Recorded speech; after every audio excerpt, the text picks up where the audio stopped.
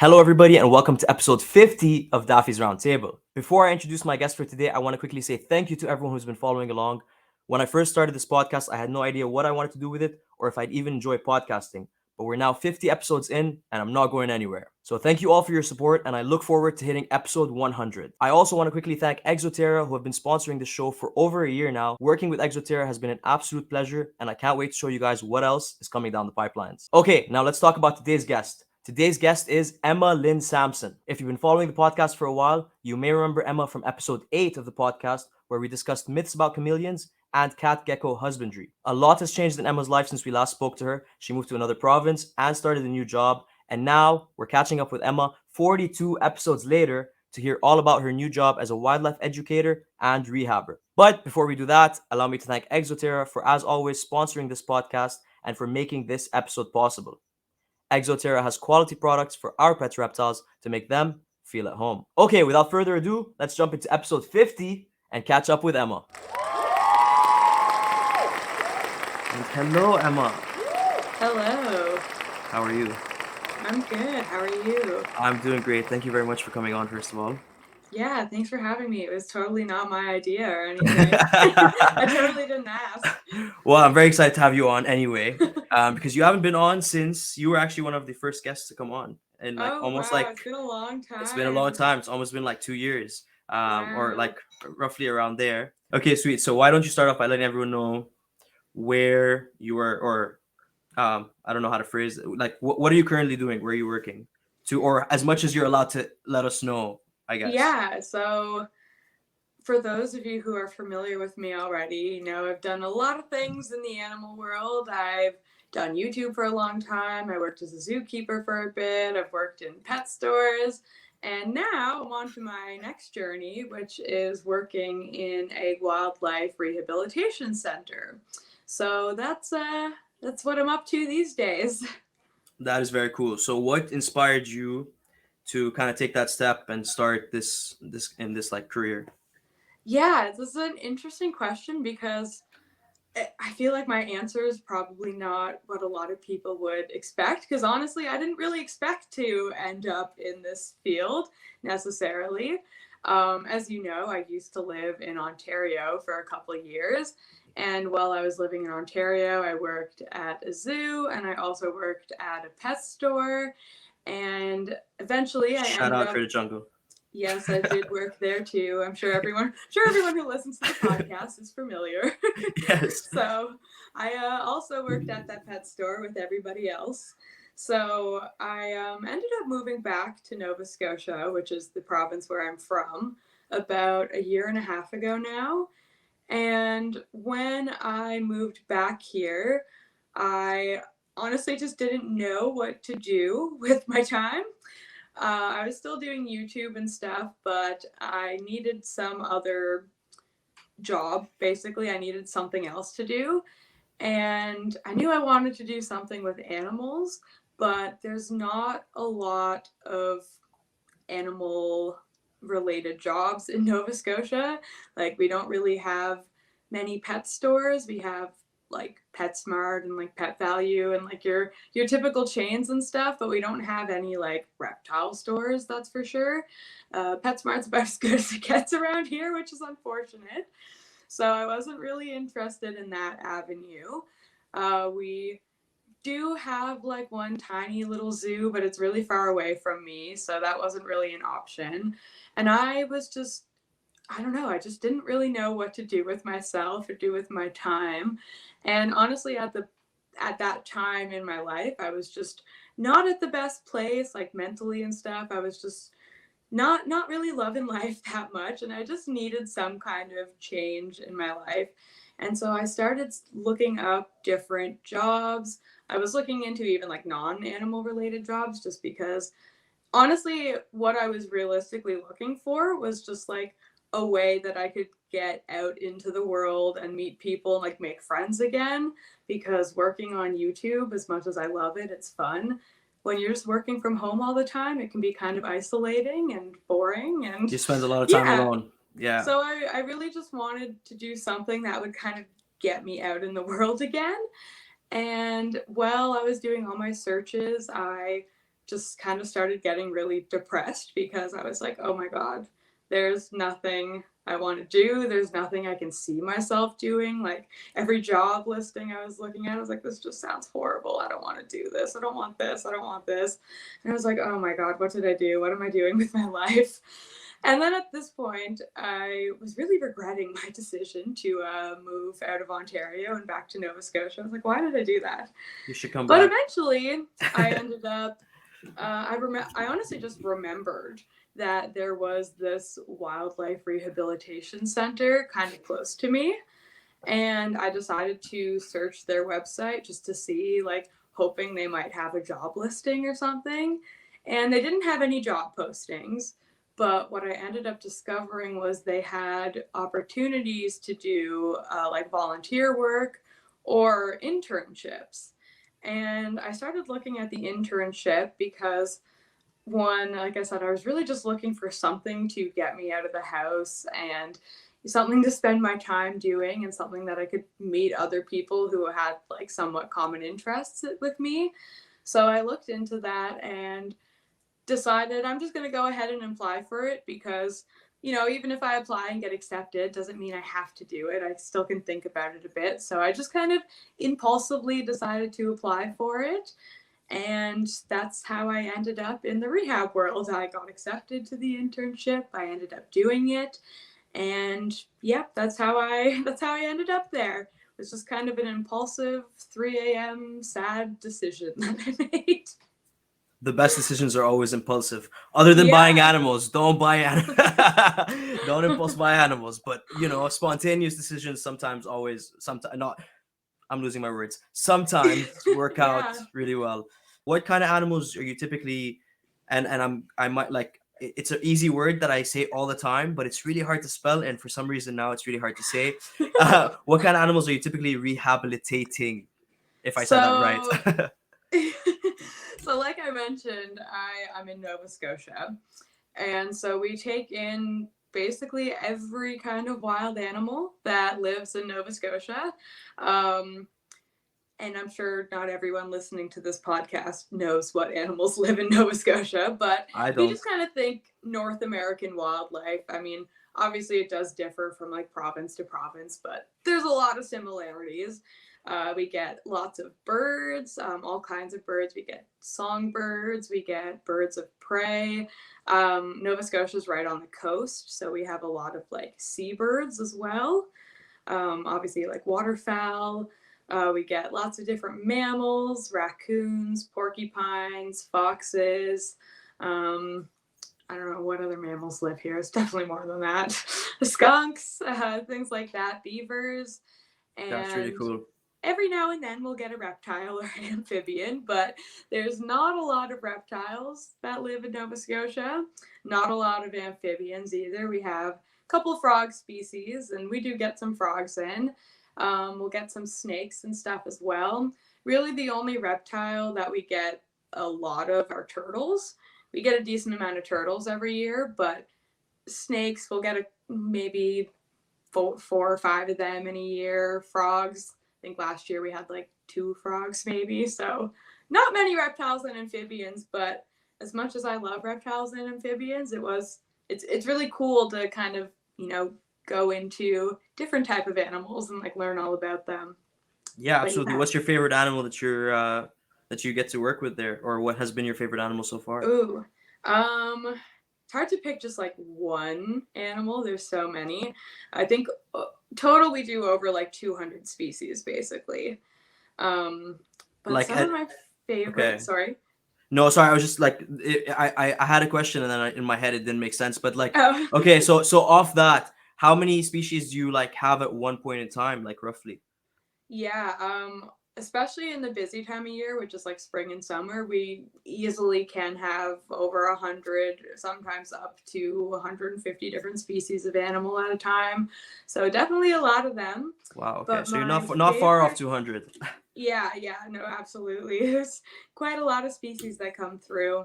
But my favorites, again, it's hard to pick just one species, but my favorite group, I guess, is probably the birds of prey.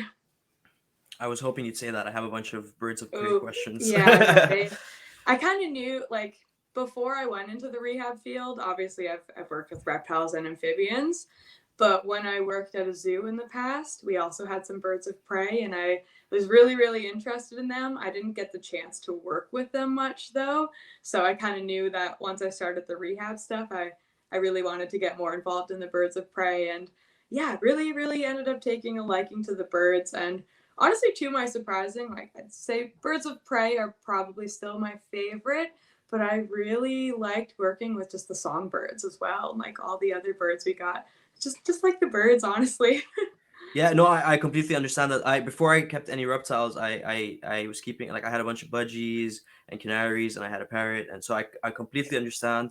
I feel like out of all the animals, birds are actually very similar or very closely in temperament and almost behavior to reptiles. So it's very a Yeah. little a smarter version of them, but Yeah, um, there's definitely a lot of yeah, similarities. And then, yeah, like the similarities I love, but then the differences is, again, kind of like their intelligence level, probably.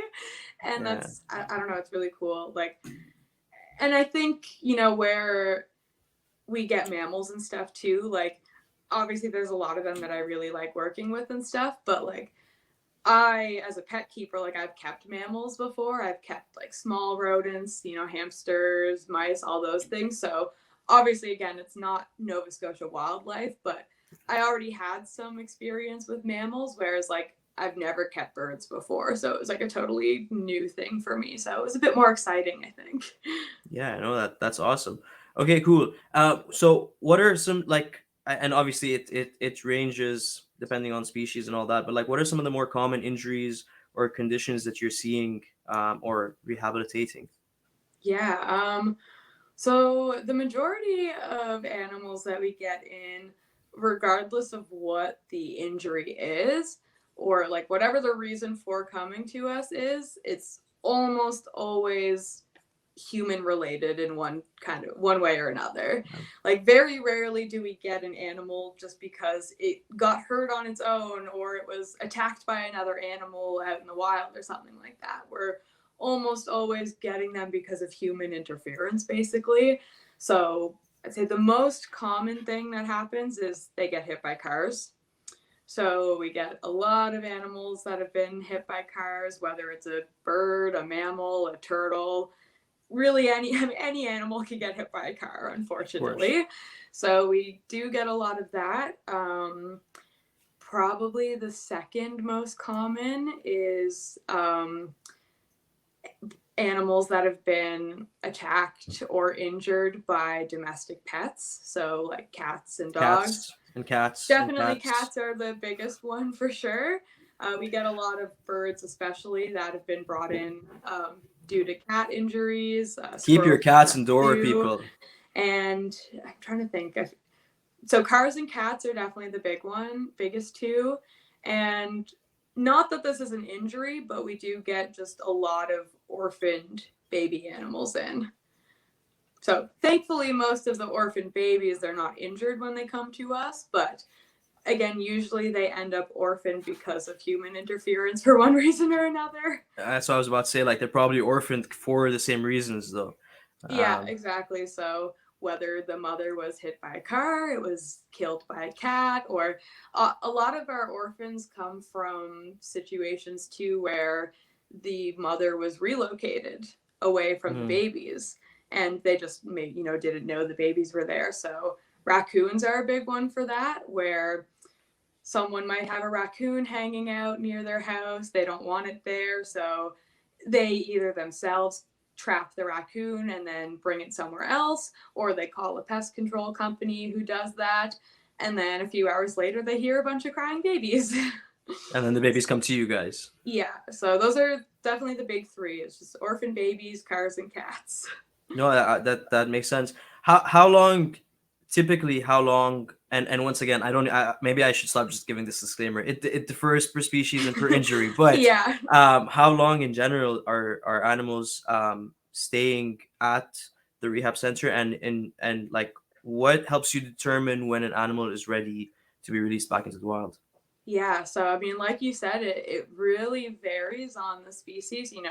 Sometimes we'll get an animal in that can be released like a day or two later, and that often Wow. happens with birds who have birds with window strikes, like if they've flown into a window. A lot of the times they don't suffer like permanent issues from that, but they might just be a little stunned or something. They just need some time to recover. So sometimes we'll get birds in like that and they can go back the next day. Other times there have been situations where we'll have animals with us for 2 years before they go back to the wild. Some of the longer cases I can think of are like turtles who Hmm. have like a turtle that's been hit by a car. If their shell gets really badly damaged, it can take a long time for the shell to heal. So sometimes the turtles are with us for a year, sometimes 2 years. There are certain mammals even that, even if they're not injured, they might be with us for a really long time if they're orphaned. Beavers, for example, they, again, a totally healthy beaver that comes in, if it's an orphan baby, might be with us for 2 years before it's ready to be on their own. So, really varies animal to animal, not even just like species to species. But the way we always determine if it can go back to the wild and like when it's ready is every species has kind of a set of requirements they have to meet. And the biggest thing is just they need to be able to display and do all of their natural behaviors, and they need to be able to protect themselves and defend themselves. So a porcupine, for example, that comes in with mange. Mange is really easy for us to treat. It's only a couple weeks of like antibiotics for them, but they can't go back to the wild until they've regrown all of their quills. Hmm. So even though they might only need medication for a few weeks, it might take them 8 months to grow all their quills back. So we don't release them until they can do all of their natural behaviors, including defend themselves. So that's kind of the criteria for it. But yeah, it really varies how long they're with us. Can you walk me through like a typical day working at the rehab center? Yeah, it's so the place that I work, it's a really big center. So I Yeah. guess something I should say is just like wildlife rehabilitation, it varies so much. Again, not even just based off the animals, but just from place to place where you live. Like every province, every state has their own regulations, their own way they operate. Like where I live, I and work is at a big facility. So like I go to the rehab facility. That's where all the animals live. We take care of them there. Then like I get to go home at the end of the day.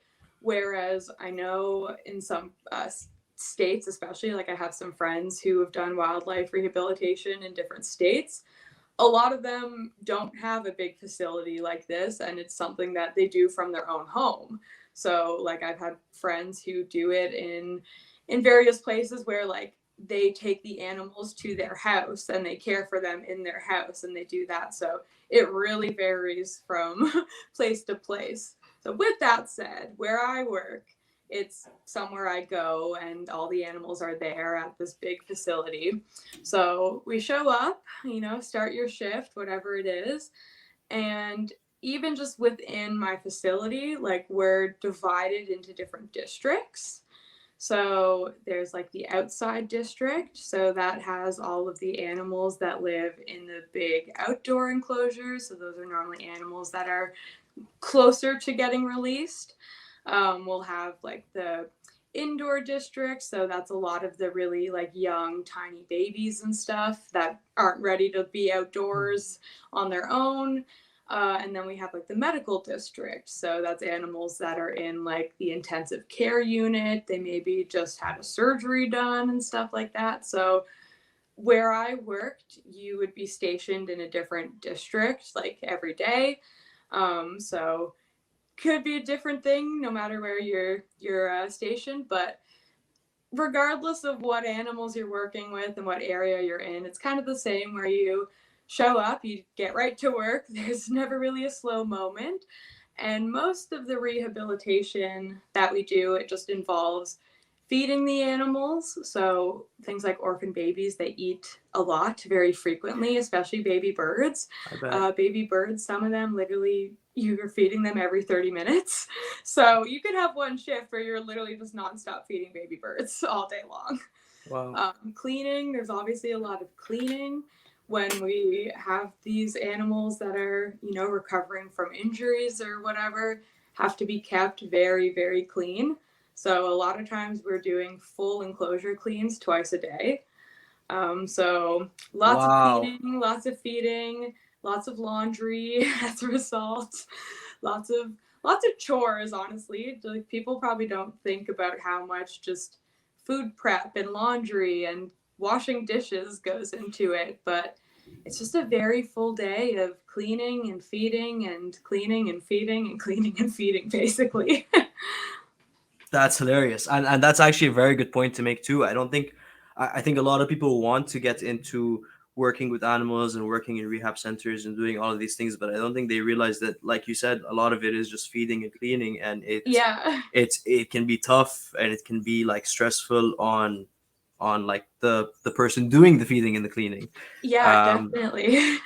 that's very very interesting. Okay, so on that topic, actually, it's perfect coincidence. Oh, nice. My next question is like on this topic. What are some of the most rewarding moments you've experienced as a wildlife rehabber? So that was the negatives, I guess. What are some of the positives? Yeah, I feel like this answer is probably, I think, like, everyone who's done wildlife rehab would probably have the same answer for it. Like, the number one answer is always just going to be releasing an animal whenever Yeah, they're done their rehab care and they're ready to go back to the wild. Getting to actually take that animal and release it and see it go off on its own is always a very rewarding experience, and it's always a very unique experience because every release is different, every animal is different, and you release them and then you just kind of think back on where they came from and how much care went into them, and just it's very rewarding seeing them go back to where they're supposed to be and where they came from.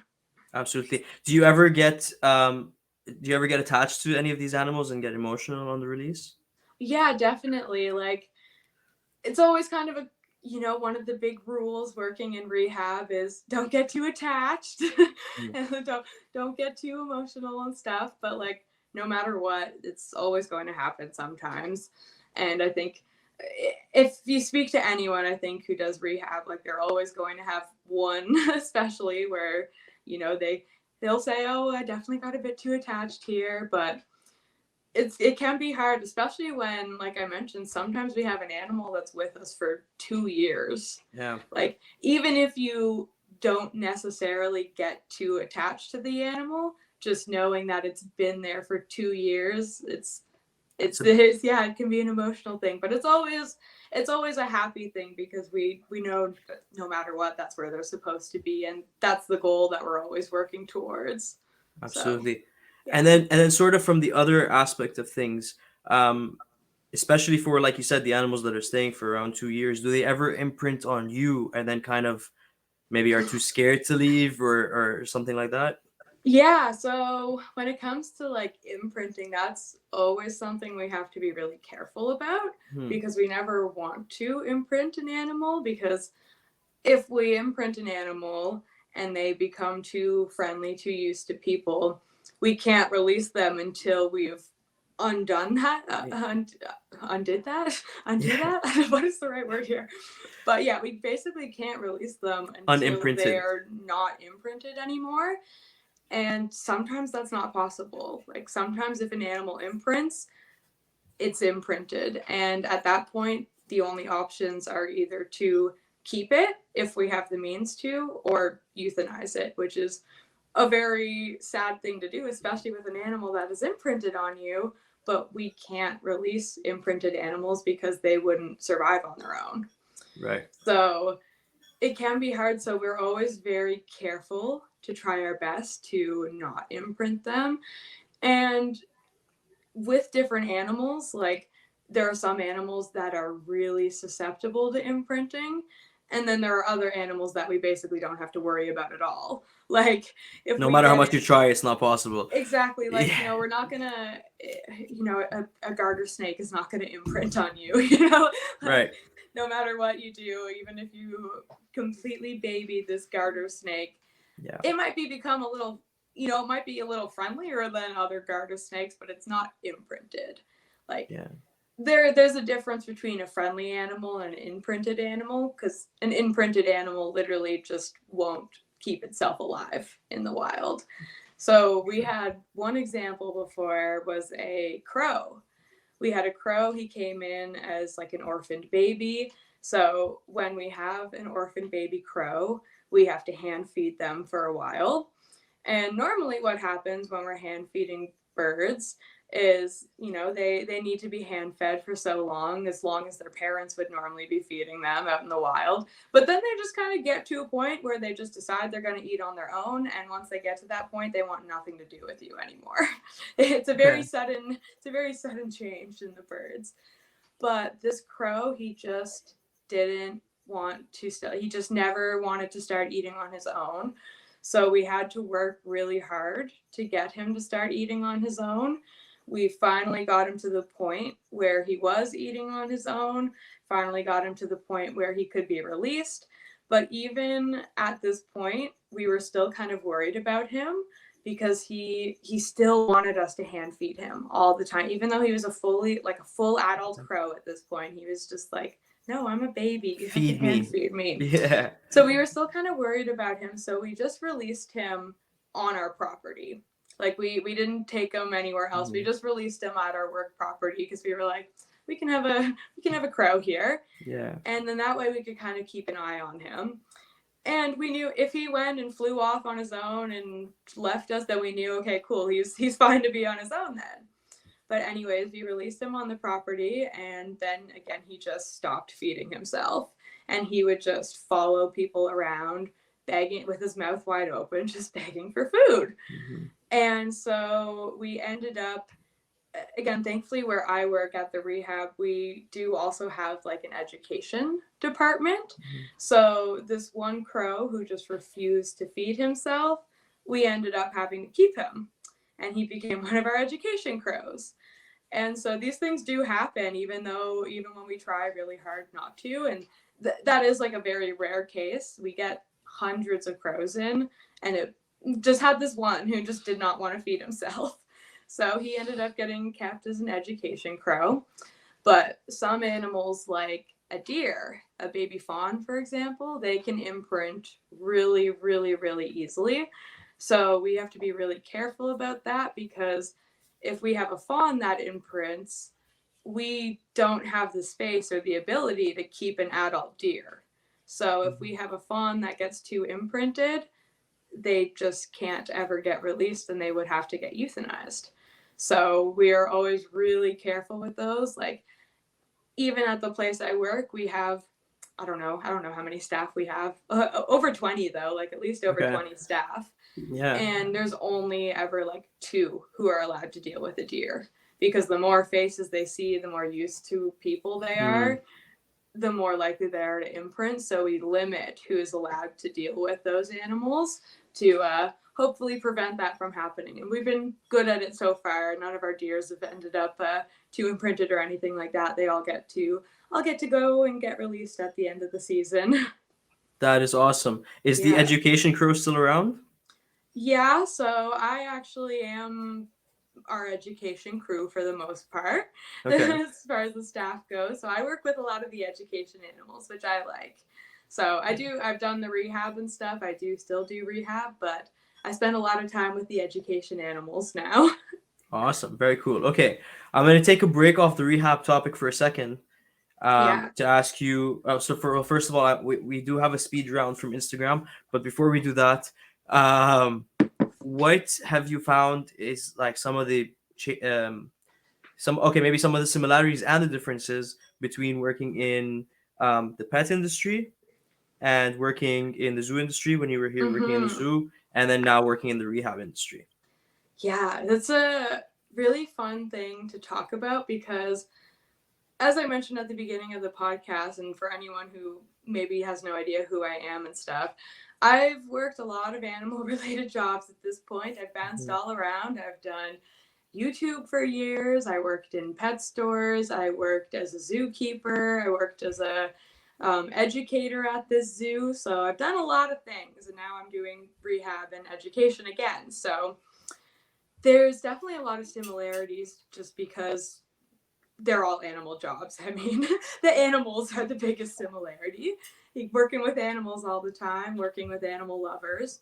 It's all feeding and cleaning. Yeah, lots of feeding and cleaning no matter where I go. Mm-hmm.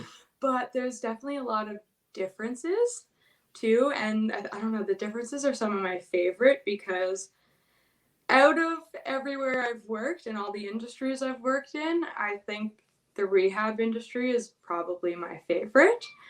And it's mostly because of a few key differences. And I think anyone who's worked in like the zoo industry and even just in the pet keeping industry, and even if you haven't worked in the pet keeping industry, but even if you're just like a pet keeper, a hobbyist, you probably know what I'm talking about when I say, obviously it's not everyone, but there are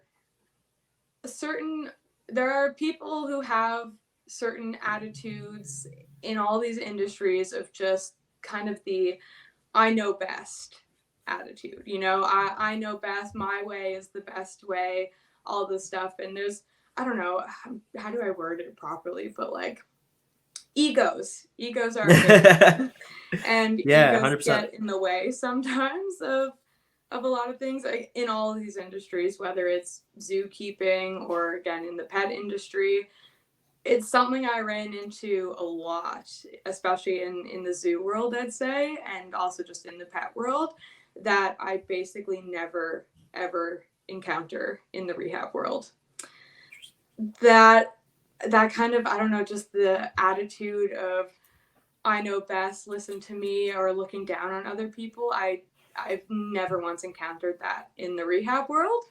And it's really interesting because I feel like it, for someone who's not familiar with a lot of these industries and, you know, hasn't worked in all of them, it's really easy to think that it would exist in the rehab world because we're working with so many different species. And compared to like pet keeping and zookeeping, there's a lot more life and death situations in the rehab world. Like, obviously, life and death exists in the pet trade and exists in the zoo trade. That's just an inevitable part of working with living creatures. But in the rehab world, it's like every animal that we receive, it's a life or death situation. And a lot of the times it is a death situation, unfortunately, way more often than it is in the zoo world or in the pet world, because normally if you're buying a pet, that animal's probably going to be fairly healthy for the most part. If Depending on where you're you buy it from. Yeah, exactly. And or if you're in the zoo, like most animals there, you know, they're going to be healthy if they're out on display or if they're coming in and stuff. But you know, we get animals at the rehab center that have just been run over by a truck and have 18 different broken bones. Like, there's a lot more life and death there. So you would think it would be really easy to have that attitude of this way is the best way, I know best. If you don't, you know, if you don't do it this way, you're doing it wrong. Where I find it's the complete opposite. I think where, and I do also want to say, like, this is just my experience. I obviously have only worked at this one place. I'm sure rehabs all around the world are different, and anyways, that's just my experience. But I find in the rehab world, it's a fairly new thing in the grand scheme of things. Like, wildlife medicine as a whole is a fairly new concept. You know, For sure. dog and cat medicine has been around a lot longer than wildlife medicine, and even exotic pets and stuff. Any animal that is kept as a pet, it's been around a bit longer than wildlife medicine.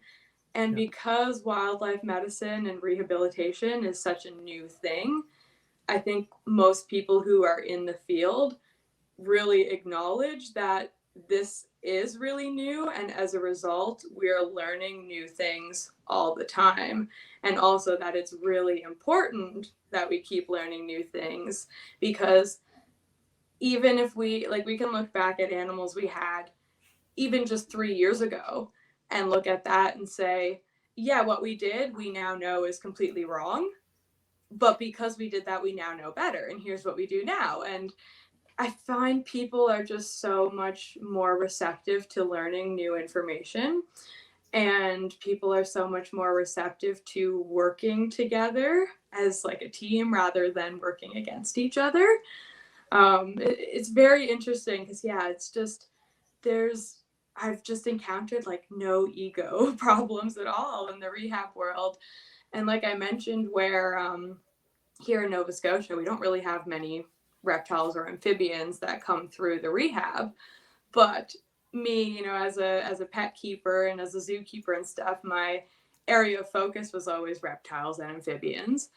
And so when I started working at the rehab center, I, in a way, became a bit of like the reptile amphibian person. Like everyone who I worked with and everyone there at my workplace just knew that I like reptiles. They knew I like amphibians. So almost any time a reptile or amphibian would come through, it would end up either like mostly under my care, or the other people caring for them would consult with me about it a lot of the time, and we got to work together a lot. And it was never like any situation of, well, I'm a registered veterinarian, so obviously I know better than you just because I'm a vet. It's like, no, we work together on this because she knows she has the skills of a veterinarian, and then she knows that I have the knowledge of a reptile person, so we work together to put those two things together, and then ultimately the animal gets better chances than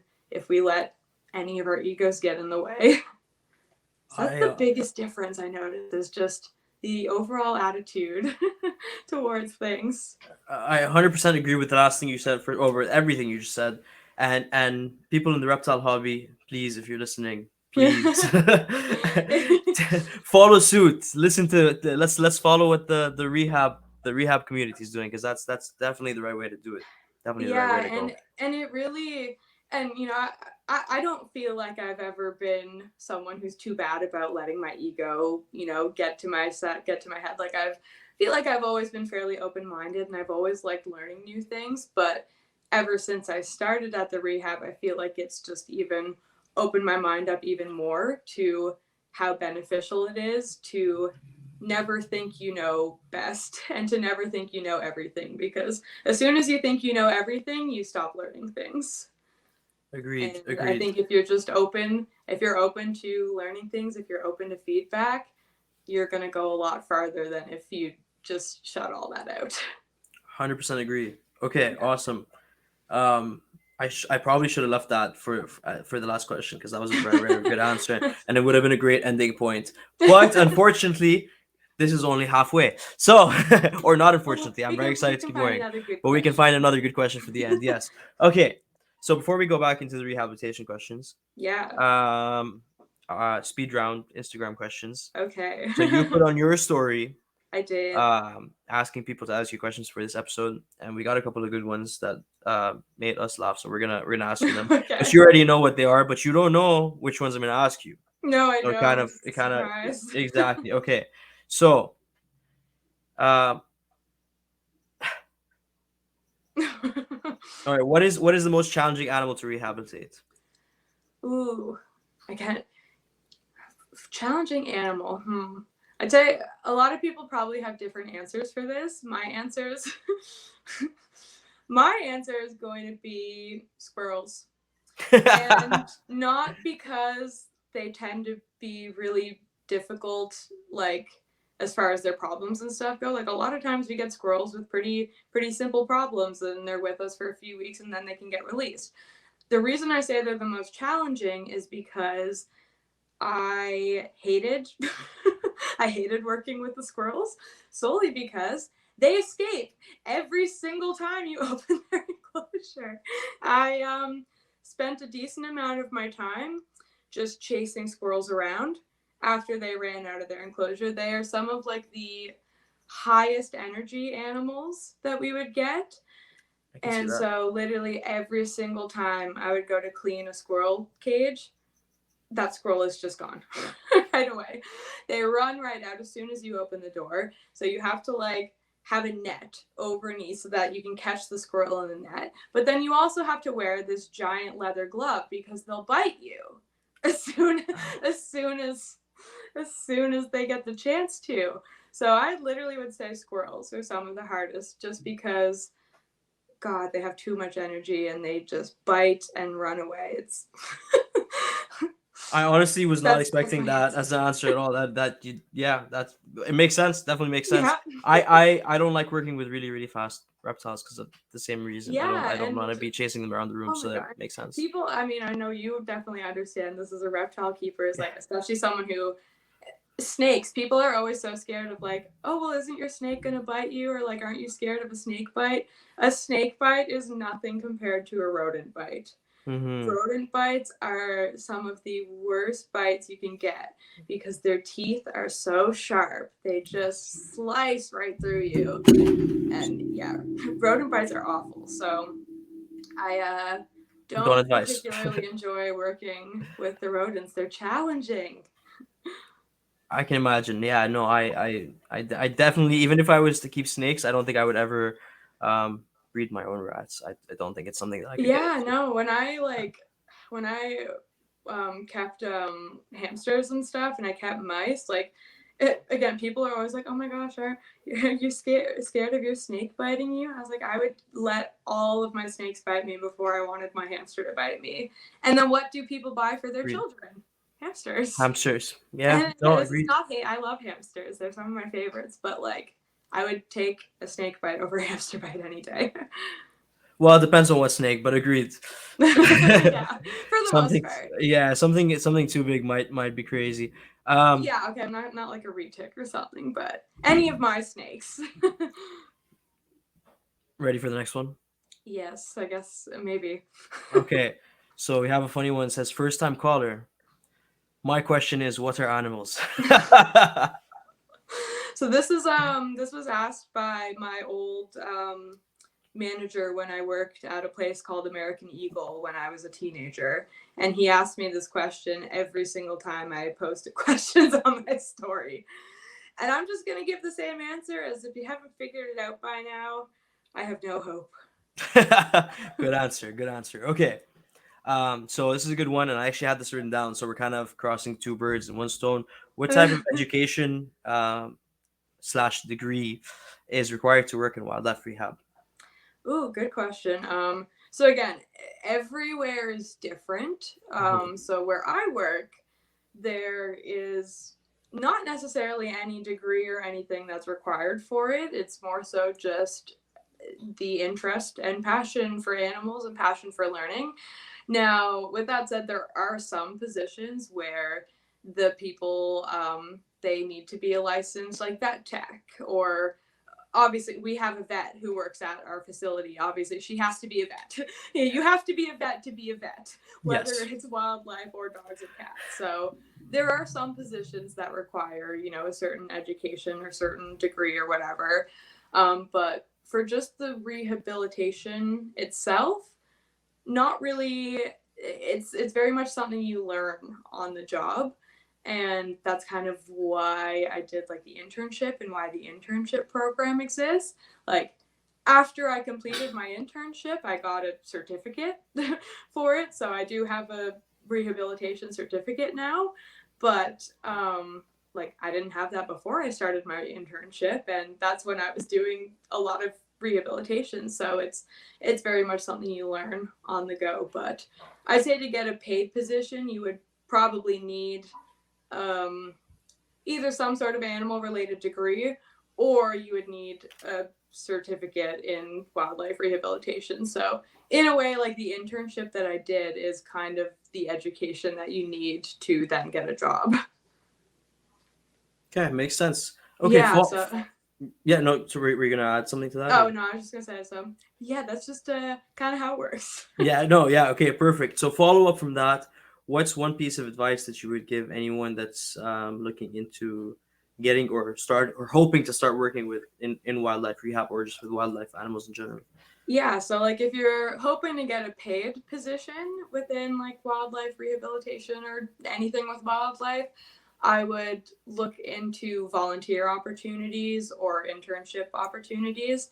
Um, I know there's a lot of different wildlife centers that offer these types of internships. Usually it's like something like a 3 or 4 month long program.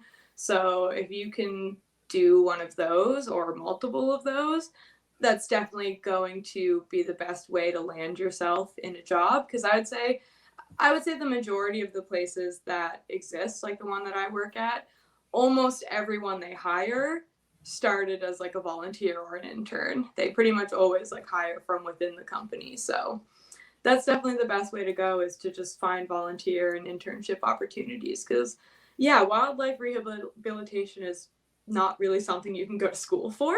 Again, you Yeah. could go to school and do like a vet tech program or a veterinary program and then work in the wildlife field doing veterinary stuff, but it's this rehab itself is not really considered like medicine. I guess it's kind of separate. Like we work with veterinarians, so yeah, Yeah. it's Awesome. Okay. Next question. There are some that I'm waiting to like bounce off of, so I'm like looking yeah. through it and like going crazy. And okay. So this is another good one. What do you do if the animal can't be returned to the wild? I think we already So kind of covered this, but if you want to just yeah, quickly, yeah. so if an animal can't be returned to the wild, basically there's only two options. It's keep that animal in captivity, or it has to get euthanized. And where I work at my facility, I'm lucky that, like I mentioned, we do have a whole education department. So oftentimes, if an animal can't get released, they can stay with us at our facility. They can live with us, and they can become a part of our education department. So we're very lucky that we have that option, and we do have the ability to keep animals if they can't go back into the wild. But a lot of places, I'd say the majority of places, don't have this opportunity. So they might have to look externally to find places that could take the animals, like maybe like a zoo or something around them, or a sanctuary. But unfortunately, a lot of the times, if an animal can't go back to the wild, it means that it likely will have to be euthanized. Okay. Yeah. Okay. How do you drain your vivariums? Good old sucking on the siphon method. I don't know why someone decided that had anything to do with wildlife rehab, but that just I love people. Um, okay, cool. So now for real though, what's the most heartwarming rehab story you have? So my cat has been screaming this whole time. That's the For story. anyone wondering what that sound is, I have a cat who makes a very interesting sound. That's just what she sounds like. She's fine. Guys, before we started recording, it sounded like they were having a conversation. She was like responding to different like she would meow back whenever Emma would speak. It was very interesting. But anyway, She does. She just wants to come in my room right now. Most heartwarming story. Oh my. There's a oh, I lot. just heard It's the it's cat. really Okay. it's really hard for me. I feel like the facility that I work at is really big. It's like definitely one of the biggest wildlife rehabs. I don't actually know what like the statistics is, but it's definitely one of the biggest in Canada, like if not North Oh America. wow. Okay. So we get a lot more animals than I feel like most people who might be in the field. Like a lot of people who are in the rehab world, they might be in a situation where in the entire year they might get 1 or 200 animals. We get about 6,000 a year. So there's a lot of heartwarming stories, a lot of sad stories. So it's Wow. so hard to pick out just one. Um, yeah, when there's so many animals. Oh, I'd say for me personally, one of the most heartwarming experiences that I had was last summer. We had someone who was with a Make a Wish Foundation Hmm. come out to our facility. It was her wish to come and visit us and get a tour around our facility. And because we knew that she was coming out on this specific day, we planned we planned a release that she could help us with. That's And awesome. so what we did was we planned to release one of our seals on this day. So after she got her tour around the facility, we packed up a seal. We drove off to the beach, which is just right across the street from us, and we let her release the seal. So she got to open up the crate that the seal was in and let him go. And it was definitely probably one of the most heartwarming releases, because every release on his own is, it's very special, very heartwarming to see the animal go back to the wild, but it's definitely extra special when, you get to involve a person in it that has a special attachment to the animal or some kind of special situation like that. So it was very, very heartwarming. The video I took was extremely underwhelming though, because she opened the box for the crate and the seal just like stayed there for like 3 minutes. It's like, I don't know if I want to go. It's like, come on, we're all waiting. It's like I'm running out of memory and battery. Come on, move. Yeah, but no, that was probably one of the most heartwarming experiences that I encountered. Yeah, no, that's definitely awesome. Okay, two more of the speed round. Yeah. Okay, we have one courtesy of Mr. Adam, Mr. Rickin's Wicked Reptiles. He wants to know, of all the animals you've worked with, which one smelled the most like me? And I already told him my answer for this, and I told him that it was the seals.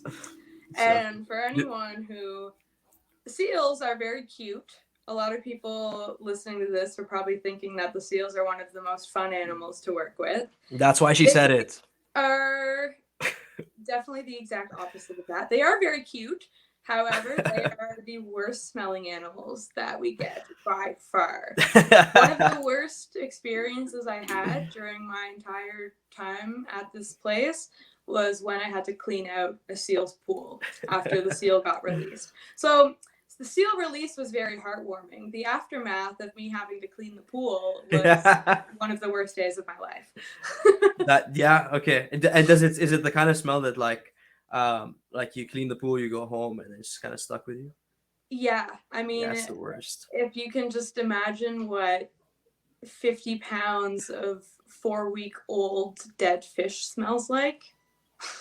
that's about what the seals smell like. They're disgusting. Okay, guys, I don't actually smell like seals. Okay, any sea animal, it's just like the sea birds and stuff too. Well, awful. I could tell you, when I make the brine shrimp and I like put it in the cup for to feed the newts, and I leave the cup like 1 day to extra, like it's a significantly strong smell for just this tiny amount of liquid. So yeah, I can definitely see that. Cool. Okay, so this is cool. Okay. Yeah, it's my transition is cool. Okay. So I said 2 earlier, but there's actually 2 more. Someone said that wedge-tail eagles are a lot better. I'm gonna clean it up. A lot better than bald eagles because they can pick up kangaroos. What do you have to say about this?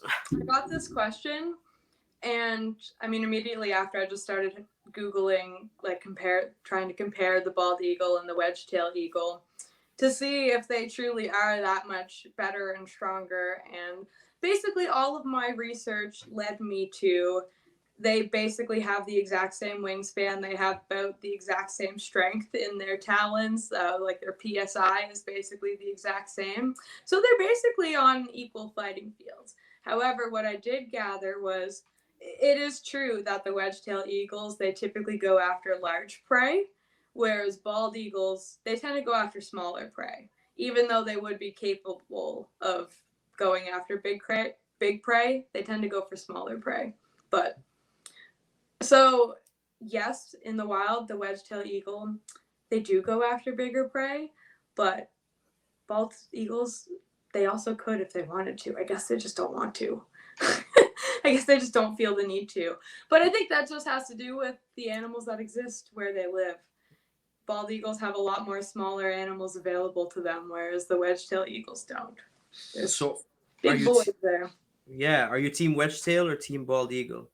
I didn't know the wedge-tailed eagle existed before that question, so I Me feel like I'm neither. still gonna have to go bald eagles. Same, me Although neither. Me neither. they do look really cool, but I I'm just like, yeah, actually, if you were to make two of them fight, they would be on basically the exact same. You know, they're in the same weight category, so yeah. Let's put a new category in the UFC. yeah. Um, oh, I have seen pictures of the wedge tail before. Okay, never mind. Yeah, that's a cool looking eagle though. Yeah, they do look really cool. I think bald eagles are super cool though. I guess we do get bald eagles like fairly frequently at my rehab, and it doesn't matter that I can literally see a bald eagle every single day because we have an education bald eagle, so Mm-hmm. he lives there permanently. Like he can't be released to the wild. But every single time we get a bald eagle in for rehab, I'm still like, oh my god, that bird is so big. I'm like, wow, look at it. Even though I literally see one every day, I don't know. It's just different. It's different when like even though it's the exact same animal, the exact same size, when you see one every day and then you just see a new one come in, it's like, wow. Yeah, The and wild, even like I was driving home from work yesterday and I noticed a bald eagle just flying around and I had to like pull over my car and just watch him. I was like, wow, bald eagle, look at that. I definitely didn't just see one 10 minutes ago at work, but that's really cool. I actually don't see them here like ever. I've yeah, yeah. and I think even like when you see them flying and see them in person, it's also a very different experience because they don't look Yeah. half as big No. in the air as when they're like on the ground I with you. Like that thing is the size of me. they're massive. They're Yeah, crazy. And yeah. so we do, like I mentioned, we have an education bald eagle. We've only had him though for about 3 months now. He came back in January. Cool. So before we had the education eagle, it was just rehab eagles that we got. And I remember one day I was working in the ICU at my work, and we got a juvenile bald eagle. And now he was like full size because birds reach full size in like a month. They grow so fast, so they can be a full size juvenile basically. But we got a bald eagle in, and in our ICU he was put in one of like our big units. Mhm. And I just remember like I opened the door for the first time and I was just blown away at how big that bird was. Just like Yeah. it was the first time I ever saw one like 3 feet away from me. And I was like, holy shit, like that is a big bird. I mean, their wingspan is like 7 to 8 feet when they're fully spread. It's insane how big they are. It's crazy. Such cool birds. Mhm. That's yeah, and okay. So like leading off that, I wanted to. The final question I had was about Ollie the owl, Oh yes. which is another question I had written down myself. But maybe we'll or maybe tell us a little bit about Ollie, and then we'll transition back to the birds of prey because that's definitely yeah Okay, yeah. So yeah. we have one of our education animals where I work. His name is Ollie. He is a barred owl, and he's a very special little guy.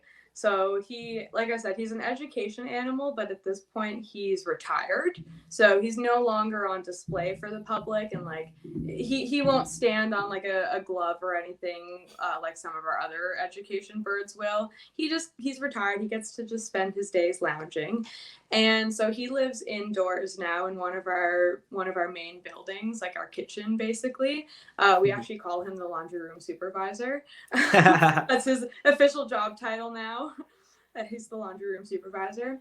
So Ollie, he's just basically a free range owl. He just walks around in the building doing whatever he pleases, and he's completely blind. He only has one eye, and the one eye that he does have is just a giant cataract, basically.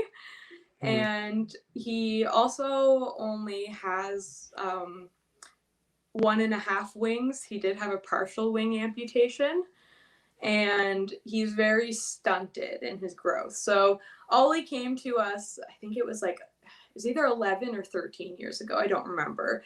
But basically his full backstory is somebody found a little baby owl out in the woods and decided to keep it as a pet.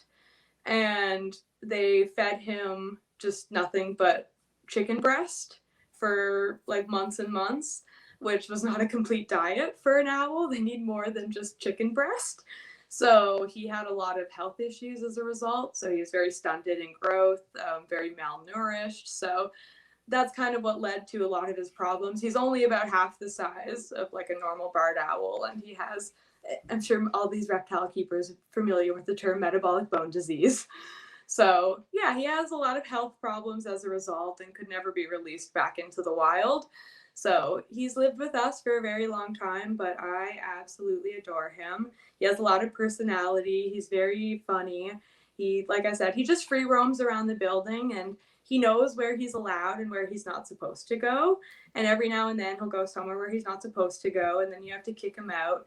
And he always knows as soon as he walks in, you go in there, he's like, Ollie, you're not supposed to be here. And then he just starts hooting back at you, and you'll kind of chase after him, and he just runs away. And then he'll hold a grudge against you for a little bit. He won't like you for the rest of the day. If you kick him out of a place he's not supposed to be, he won't like you for the rest of the day. So, but then he's fine the next day. Personality, and he's just the best little owl. He has a collection of hats that we put on him. So I have some photos of him wearing various hats. Yeah, he's just the best. I love Ollie. Yeah, please send me some of those photos. Actually, I think I have some of those photos already. Probably. Yeah. Yeah, but no, out of all of our education animals, he's definitely one of the most personable and definitely one of the most loved because he just hangs out and follows everyone around all day. That is awesome. Okay. Back to birds of prey. Yes. so other than bald eagles, what other birds of prey do you guys get? Yeah, we get a lot of different ones. We get a lot of owls, especially, and we tend to get a lot of birds of prey in the winter time. So something that's been interesting, like as I've just worked in rehab, I've been working in about a year now, so I've experienced all 4 seasons, and it's really cool seeing just how things change from season to season. And yeah, wintertime, we tend to get a lot of birds of prey, especially owls. And it's because in the wintertime, it starts to get dark a lot earlier than it does in the summer. So as a result, the birds of prey, they come out to hunt earlier in the day. So owls, they'll start hunting at 6 p.m. versus 10 p.m. in the summer. And so there's a lot more cars on the road during these times. And we tend to get a lot, like we get all types of birds of prey. We get owls, hawks, falcons, eagles, but owls are definitely the most common. And it has to do just with how these animals hunt. So eagles and stuff, a lot of them hunt fish. Like bald eagles are big fish eaters, so they spend a lot of time over the water. So as a result, there's not normally too much human conflict that happens with them. Hawks and falcons, kind of similar situation. They hunt a lot in like the forests. So a lot of times they're hunting in areas where there's just no humans at all. So there's not a lot of human interaction. But owls hunt over big open spaces. So owls aren't the most skilled flyers. Like if you're familiar with falcons, you probably know they're really skilled in the air. If you're not familiar with falcons, they're very skilled flyers. They can do a lot of cool tricks in the air. So as a result, hunting in the forest and weaving through trees and stuff is no issue for them. Owls, though, when they're hunting, they basically just have to glide in a straight line. They can't like maneuver through trees and stuff very easily. So owls don't tend to hunt in forests, but instead they like to hunt over like big open fields or big open roadways. So roads are essentially like the perfect runways for owls because it's just this big long clearing for kilometers. It just goes on and on and on. So they can see really far away, they can hear really far away, and also there's roadkill, so it's easy hunting. Will they take roadkill? Yeah, a lot of birds of prey will. There was one time I was just driving down the highway and there was a dead deer on the side of the road and just a big red-tailed hawk standing on top of it eating the deer. It was kind of cool to see. Yeah. But yeah, so owls, they like to hunt over big open spaces. So they hunt over roads a lot. So as a result, owls, they get hit by cars a lot more than the hawks and falcons and eagles do. So again, we do get all of those birds in. We get a decent amount of red-tailed hawks. We get broadwing hawks. We get some merlins and stuff, but owls are definitely the most common bird of prey that we get. And here in Nova Scotia, it tends to be barred owls or saw-whet owls, which they're the cutest little things ever. You have to look up what a northern saw-whet owl looks like. They're only about this big. They're very, very small. How do you And spell saw-whet? SAW dash WHET. Yeah. So cute. I love the saw-whet owls. They're my favorite. But yeah, so those are the two that we get the most of, is barred owls and saw-whet owls. That's And adorable. we do get the occasional like great horned owl, few others here and there, but yep, lots of owls. Very, very, very cool. And are there like, I don't even know if it, yeah. Is it generally like a high success rate of birds of prey that do end up being rehabbed and released? Yeah, so I don't know exactly what the numbers are, but I'd say especially compared to other birds, our birds of prey tend to be a lot hardier. Like anyone who's kept pet birds probably knows that birds are pretty delicate, and they can be they stress really easily. Is a big thing with birds, is especially like little songbirds and stuff. Yeah, they just stress very easily, and I mean, stress alone can kill an animal, especially a wild animal. So birds of prey, though, they tend to be a bit hardier to that. So I find, like, if we were to get a little, I don't know, like a robin in with really severe injuries that needed to be in rehab care for a full year before it could get released, there's just no way that robin is not going to just stress itself to death before that happens. Whereas an eagle, we very often will have them for a very long time, and yes, it's still stressful for them, but They're fine. it doesn't affect them the same way it does like the littler birds. They're not as prone to just dying from stress, it seems. So Well, we definitely yeah, we definitely seem to have a lot more success, like as far as getting releases with the birds of prey goes, even if they have pretty severe injuries when they come to us. yeah, that makes a lot of sense. So here's I guess a trickier question for you, and there may not be an answer, especially since you're telling me now. I didn't know that food was one of the most common things when I wrote this question. But what measures do you think we can take to like minimize human activity on, like, on the animals, or Yeah, and human activity harming the animals, I guess I should say. Yeah. yeah, and like that's one of the biggest things that we try and educate about and like advocate for, is just, again, because almost all the animals we get in come to us because of some sort of human interaction. Mhm. So the more we can educate about that, the less animals ultimately end up getting harmed. And it is one of those things that is just inevitable, when animals and humans exist in the same space, it's gonna happen. Like, there's things, especially like car accidents. It's, most people aren't hitting animals on purpose. Most people try to avoid it when they can. So these things do happen, and I don't want people to like feel bad when something accidental happens. But just honestly, just being aware, like when it comes to road accidents, if you're just aware that these things can happen, you are more likely to avoid them. Like if you know you're driving in an area where there's a lot of wildlife and you do just have that on your mind, it does make a difference, just even like in your reaction time, in the way that you react and stuff. And I know, again, it's really hard with cars. That's one of those things that's really challenging. But cars, it's just obviously don't drive like a maniac, and that can make a difference.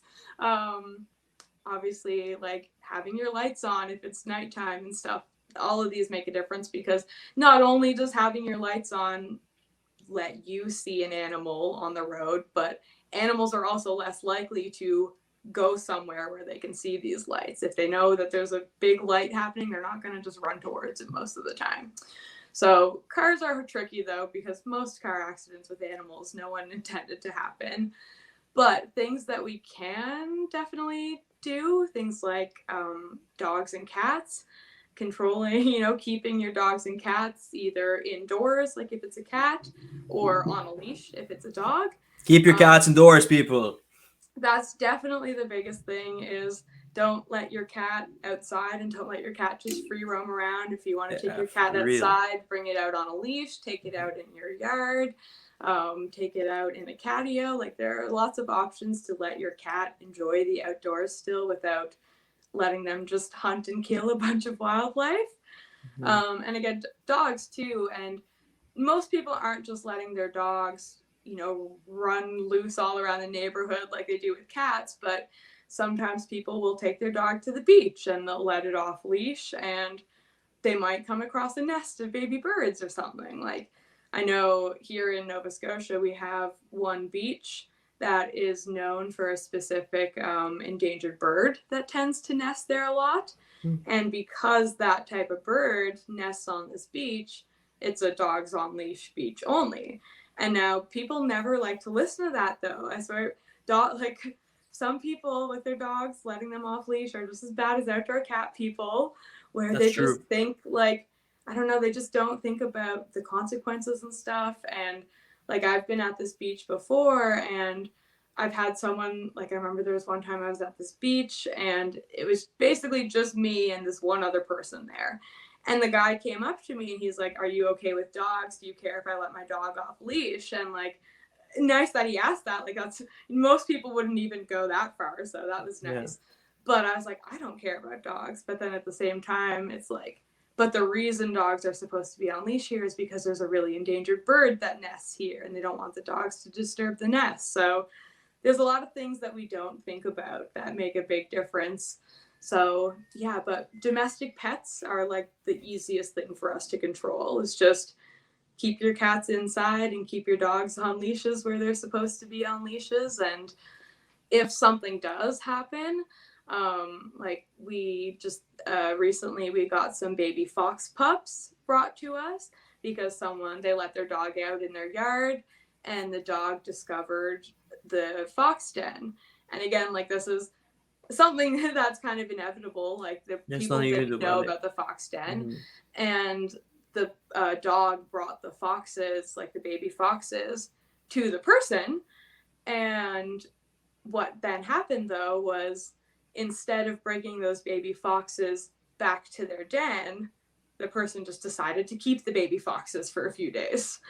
And just things like that. Like, if you ever find a baby animal out in the wild, before you decide to, well, one, you should probably never keep it yourself. It's not a very good thing to do. Take it to like a rehab center. But even before that, see if you can reunite the babies with the animal, or like with the mother or the nest. And I think there's a lot of common misconceptions out there. Like, you hear it all the time where people think that if they touch a baby animal, the mother's not going to return to it, or the mother's going to abandon it. That is not true at all. That's basically just something that parents tell their kids so that their kids don't touch baby animals, which is good. Like, it's good that you don't want your kids to touch baby animals, but then it's not good when we go our whole lives thinking that's true, because then we think if we do touch it, I touched it, it can't go back. Yeah, that's it. True. Yeah. So we get calls a lot actually about like baby animals and stuff. And before we will admit the baby animal into our rehab center, we send someone out to try and reunite the babies with the adult. And then we say, like, keep an eye on it. If you don't see a mother return within 12 hours or whatever, then let us know and we'll come and get it. So we always try to reunite the babies with the adults first. So yeah, just educating yourself about wildlife and the way that it works and the way these things exist makes a big difference, because realistically, a lot of the animals that we get and end up having to keep, we probably didn't need to if that person was more educated on what they actually should have done first. And I never like to put the blame on the people here, because you don't learn in school what you're supposed to do if you find a baby deer. Like, no one's teaching you Nobody's those telling you this things. stuff. So Yeah, like, I never blame someone for doing the wrong thing in those situations, but again, the more we know, the more we can help. So just learning about these things is important. absolutely, absolutely. So follow up on that. One thing you mentioned way earlier in the episode is songbirds hitting windows. So what advice do you have for like maybe some ways that humans can combat like the Yeah, frequency of that's birds hitting into windows? There we go. yeah, that's Yeah. a good one too, because it's actually a pretty easy solution. If a window is just a big open glass pane, a bird is much more likely to hit it than if it has curtains on it. Like, you can see my window right back here. Even in the daytime, I always keep those like sheer curtains over it, because it does make a difference just as far as wildlife goes. It obstructs their view of it just being a clear surface they might be able to fly through.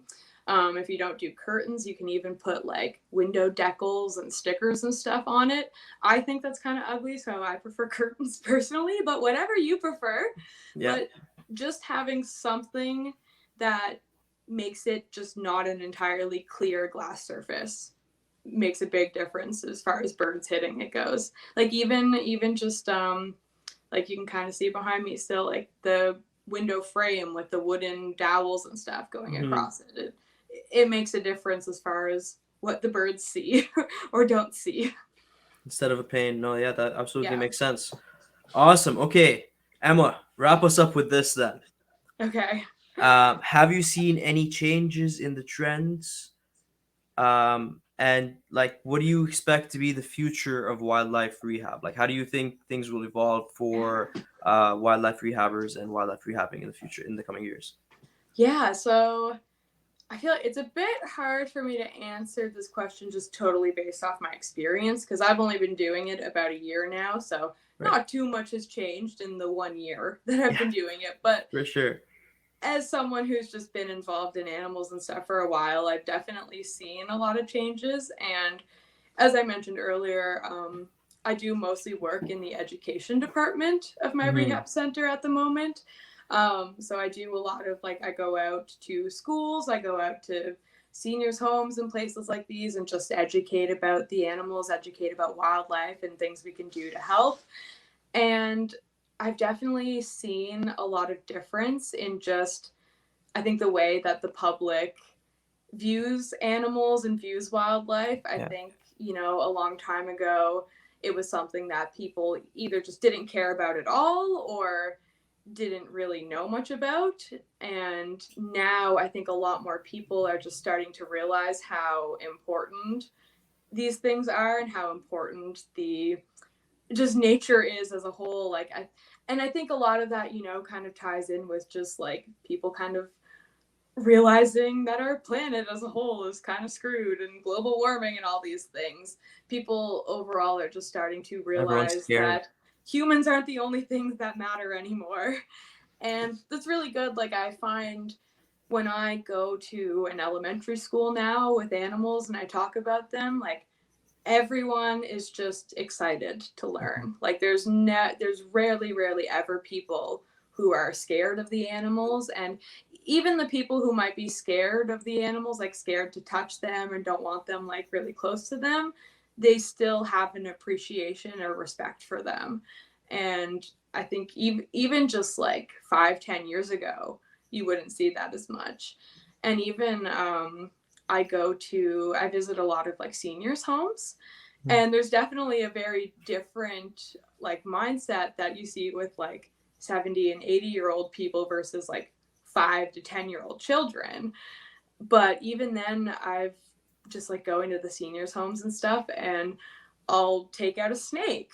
And a lot of people, when I talk about the snake and I educate about the snake and bring the snake around for people to touch, they'll tell me how they spent their whole life terrified of snakes. Maybe they even used to kill snakes every time, but they now realize that, it's just another animal that exist in the world, and they exist for a reason, and there's no reason to be so hateful or scared of it. Like, I've seen just way more open minds to these things. And that's essentially all you can ask for. I mean, not every person out there is going to love animals. Not every person out there is going to love snakes, especially.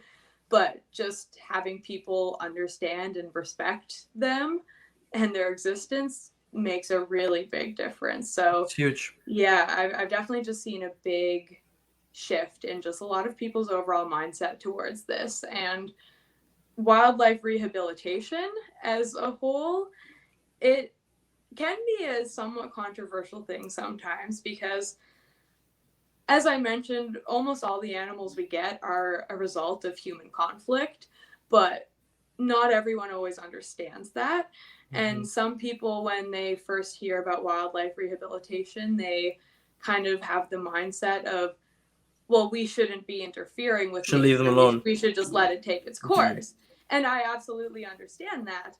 But again, like I said, humans, hitting animals with their cars or a domestic cat killing a bunch of animals is not nature taking its course. That's us directly interfering with it. So we're kind of trying to reverse the damage that we do. Like, I like to talk about, we will have sometimes, there's been a few cases where someone brings us, I'm just going to say, a hare, for example, like a rabbit or a hare. Okay, yeah. And they bring it to us and they're like, well, I saved it from a coyote. It was getting attacked by a coyote and I scared the coyote off and saved the rabbit. And that's an example of someone interfering with nature. And again, I'm sure the person had good intentions. They felt bad. They wanted to do this, but that is nature taking its course. And almost always when we get an animal from that kind of situation, it doesn't survive anyways. Like, usually its injuries are already too late. severe that it doesn't survive. So at that point, it's just like, you should have just let that animal have its meal. Yeah, you should have let the coyote I've eat. seen videos on Facebook before where it's like, saving this mouse from a snake or whatever. And it's like, I once saw one video, I think it was like a squirrel that was it had a copperhead caught a squirrel. And this person saved the squirrel from the copperhead. And I was like, the squirrel has already been injected with venom. It has maybe 5 minutes left to live. Done. Yeah, like, you at this point are now just putting yourself in extreme danger by trying to pry the squirrel out of a venomous snake's mouth. What are you doing? Wow, that's stupid. No, Yeah. it's funny enough. I saw a video like it this morning, and it's a snake trying to eat a fish, and the guy throws a water bottle at the snake, and it's like, why did you do that? Yeah. So again, I definitely understand the perspective of we shouldn't interfere with nature, because I agree, we shouldn't. Don't do those types of things. But taking a porcupine that was hit by a car, I don't really see that as interfering with nature. So it can be a controversial thing, but again, I think a lot more people are just starting to realize the importance of it and stuff. And yeah, like, again, we release a lot of animals every year, and these are animals that would have just died on the side of the road otherwise, or just died in the mouth of a cat and then just dropped on someone's deck for no reason and thrown in the garbage. So almost all the animals we take in are as a result of humans interfering with nature and not the other way around. So yeah, it's but overall, I just think that the shift is definitely going in a much more positive direction. I think a lot of people are starting to realize the benefits of it, and honestly, like I said, it's a new thing. It's a fairly new thing, wildlife rehab. There's no saying that maybe 50 years from now, we learn that maybe we shouldn't have been doing this. Maybe we should have just been letting things take its course. And that's a possibility. But where we are right now, we've only ever really seen good outcomes from it, only seen positive outcomes. So the more people who I think are aware of these things, the better things get overall. Yeah, that's all we can hope for, right? Hopefully things do start to get better. Yeah, and I definitely see things going in a very positive direction for just wildlife rehabilitation. It does seem like a very positive thing, and I do think that we learn a lot from it, not just about wildlife, but for other animals. Like, I mentioned earlier, we have a vet who works with us, and Mm. something that I always like to bring up and talk about with wildlife rehab versus maybe just like your standard veterinary practices is this kind of goes back to what I was saying with how I find people tend to be a bit more open minded and just open to learning new things. And as a result, we learn things by working with these animals that we can then apply to, the animals that we keep as pets and like exotic animals and stuff like that. Like we get turtles in at the rehab and we do a lot of vet care with the turtles and we learn a lot of new things about these turtles, which can then be applied to pet Pet turtles and trade. stuff. Yeah, So absolutely. Yeah. it's a very big learning experience that I think in the grand scheme it just benefits animals and people as a whole. Yeah, I absolutely agree, and I, like I said earlier, fingers crossed. I hope you're right, and everything you're saying. Yeah. I hope it really is going in a positive direction. Yeah. Um, okay, awesome. On that note, Emma, can you let everybody know where they can find you? Yeah, so you can find me on YouTube at Lynne Sampson. You can find me on basically all the other social medias, Instagram, TikTok, Twitter at EmmaSam99. So that's where I'm at if you want to find me. All those links will be in the description. Emma, once again, thank you very much for coming on. That was a Yeah. very, very interesting episode. I love hearing about all the work you do, and please continue to send me pictures. Thank you. I will. I will definitely do that. Sweet. Okay, awesome. And for everybody else that's listening, thank you for listening. I am Daffy's Reptiles on all social media platforms as well. Daffy's Roundtable for the podcast, but you already knew that because you're listening. Thank you all for watching. See you on the next one.